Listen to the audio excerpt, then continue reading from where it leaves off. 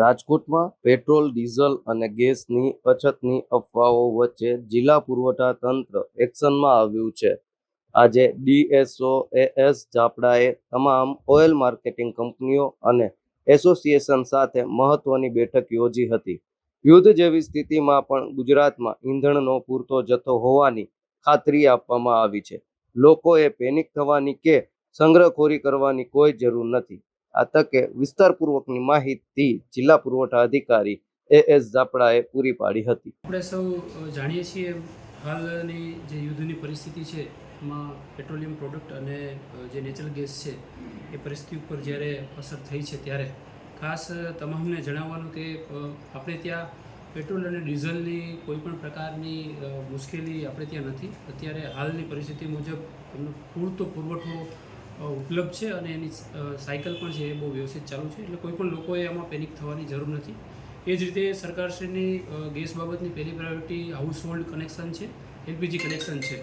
સરકારશ્રી દ્વારા હાલ પણ કોમર્શિયલ જે સિલિન્ડરો છે, કોમર્શિયલ ગેસ છે, એના ઉપર હાલ પૂરતો બ્રેક આપી અને તમામ સરકારશ્રીનું જે ફોકસ છે એ ઘરેલું હાઉસહોલ્ડ એલપીજી કનેક્શન ઉપર છે.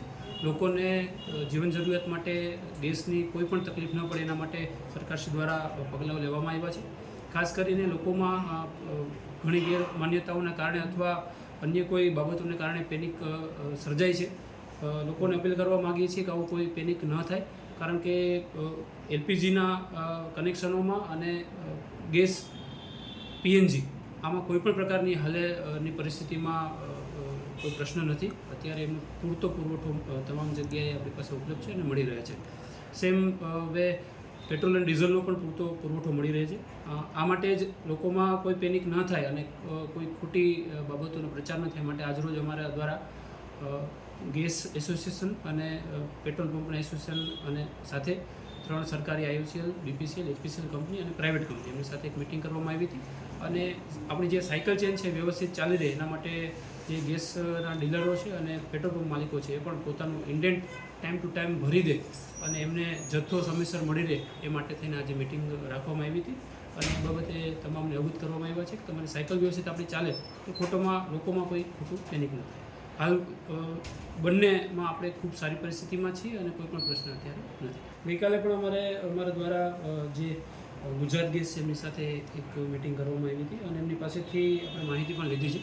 ગુજરાત ગેસ છે આપણે અહીંયા પીએનજી ગેસ પ્રોવાઈડ કરે છે.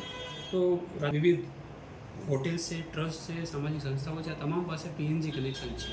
એટલે સરકાર દ્વારા પીએનજીમાં કોઈ પણ પ્રકારનો અત્યારે પ્રશ્ન નથી. એટલે જે લોકો પીએનજી કનેક્શન ધરાવે છે એમને પૂરતો ગેસ અત્યારે મળી રહ્યો છે અને પણ ભવિષ્યમાં પણ મળી રહેશે. એટલે એમાં કોઈ પ્રશ્ન હાલ છે. જે કોમર્શિયલ સ્પેશિયલી કોમર્શિયલ પણ ઉપલબ્ધ હતા જે લોકો, એમાં હાલ જ્યાં સુધી એમની પાસે જે જથ્થો છે અને એમના ડિસ્ટ્રીબ્યુટર પાસે જે જથ્થો છે એ પૂરો ન થાય ત્યાં સુધી કોઈ પ્રશ્ન નથી.